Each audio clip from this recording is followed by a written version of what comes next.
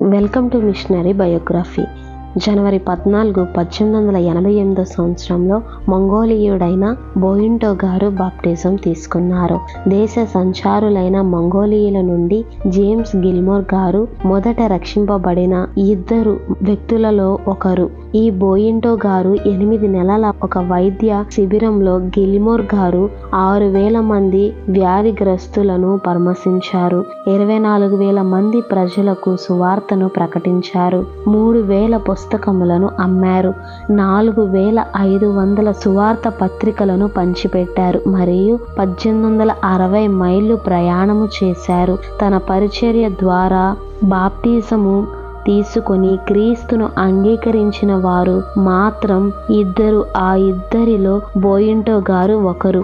వారి మాదిరిలోనే అనేకులకు సువార్త ప్రకటనను అందిస్తున్నారు.